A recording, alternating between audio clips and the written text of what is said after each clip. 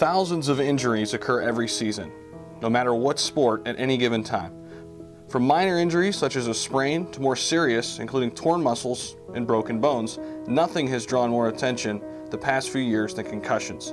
And there are many among us that have suffered. I've had two serious ones that were actually, they were concussions. Two diagnosed.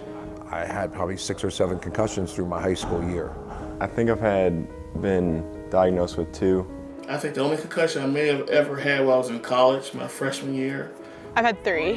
One that I just really remember. I probably had more. I'd say around 8, roughly. It happened when I was 18 years old, playing junior hockey. I'm say I had, say roughly 2. I have personally been struck in the head with a hockey puck. I'm sure that I had a concussion. I'd say probably about 10 of them. According to the U.S. Department of Health and Human Services Centers, a concussion is a traumatic brain injury caused by a bump, blow, or jolt to the head. What makes concussions the worst injury? The first concussion I got was my freshman year, and I never even knew I had one until I was riding home on a bus coming down Canfield Road, and I remember to this day. And I looked at the Dairy Queen, and I mean, it was just all blurry. I remember when I had a lot of my concussions, I would sit in my room and I felt like I had an out-of-body experience. I would lay there and I felt like I was looking at myself. You know, it's a scary thing. And I actually won the fight, but I didn't remember. Like when the fight was over, I probably didn't remember what happened to me for like the past 6 months. So I was just asking questions. I didn't know anything at all. Lost a friend of mine, Andre Waters, probably from multiple concussions when he played professional football for the Philadelphia Eagles. So I don't remember anything from that night at all. I don't remember going to the hospital. I don't remember anything until I woke up in my bed the next morning. So that one was really intense. I was out for probably 3 months from that one. You know, it harmed your body more than just your brain because you lose your motor functions and you lose your memory. all types of things happen from it. When I really knew it was a problem was after the game and after I showered.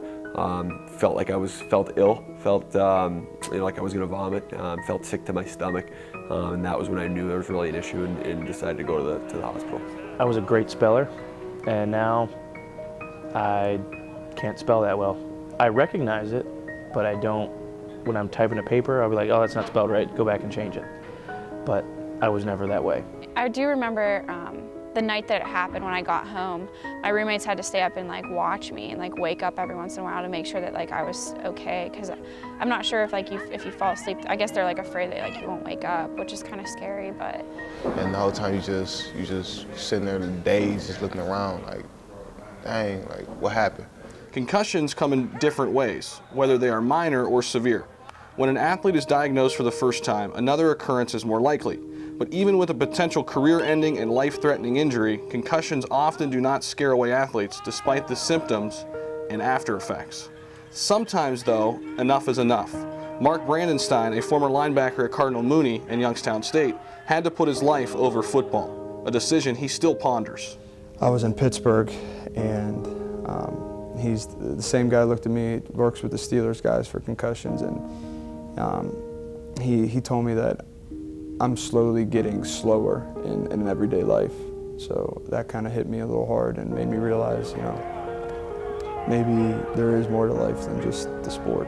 For somebody to look at him and tell him not to play anymore, that's real. And that tells you how influential these injuries really are on your body and who you are and your brain. And you really, when somebody tells you can't play anymore, it's life-threatening. I just noticed a difference in some of his day-to-day activities and reactions and things like that, that I was like, Mark, when you're 40, I'm not going to be the one to blame that you're still out here playing and run the risk of injury. There's times, a lot of times where especially game days and things like that, you sit back and you're like, gosh, could I have standed, one more? Could I have done this one more time? Should I not have said anything the last time? Because you just miss it. It boils in you. But overall, I'd have to say it was a smarter decision on my part, and I'm happy where everything's going, and I have to live with it. Football is the hottest topic regarding sports-related concussions. According to the National Electronic Injury Surveillance System from 1997 to 2012, football ranks second with 476,483 diagnosed concussions, ranking behind bicycling. Rounding out the top 5 are basketball, soccer, and baseball in that order. Severe, not severe, not only football, but baseball or basketball, or some of the worst cases of concussion I've had have been in sports that didn't involve collision or weren't supposed to involve collision. So, maybe shocking to some, hockey only ranks 12th with an average of 5,695 per year. Possibly more shocking is that boxing is not on the list. It happened more in professional boxing because we don't have on headgears. We have smarter gloves, and it's just less protection. In the professional level, I've probably seen them every card. And what I mean by that is, like, every time somebody puts on a show, I would probably be willing to bet if there's 6, 7 fights, that means there's, 12 to 14 guys fighting that night, and I could probably guarantee you 1 or 2 of them has a concussion. There's more of the pros, but you get them good fighters who can hit hard enough that can punch through that headgear. That hit hard enough to knock you out with the headgear on. Boxers love what they do. Like, it's just not like something that you just go into. Like, you gotta love what you do to get punched every day. No matter how much protection or awareness exists in sports, concussions will still occur for now. Hopefully, numbers will begin to decrease each year, creating an environment where nobody has to wonder and question if an athlete is possibly concussed. now it's called mild traumatic brain injury or traumatic brain injury. Before it was just a bell ringer or a head bump, or you just blacked out for a while and then you were fine, then you resumed activity. I'm sure guys had undiagnosed concussions for years and years. I just think, technology is advanced and medicine's advanced to where it's easier to diagnose what's happening with, brain injuries and things like that. I really kind of wanted to get to understand it's not something that you can just be like, give it rest and it will repair itself, because a lot of those cells in your brain, once they're gone, they're gone. Especially playing for Youngstown, I grew up here, so you want to be that person, that could be the face of what you love. And I think that just kept pushing me, and just the love of the game, the drive. Everything today is more modernized, more protected for the athlete, and especially in this sport, because our job is to teach this guy to hit this guy in the head and knock him out.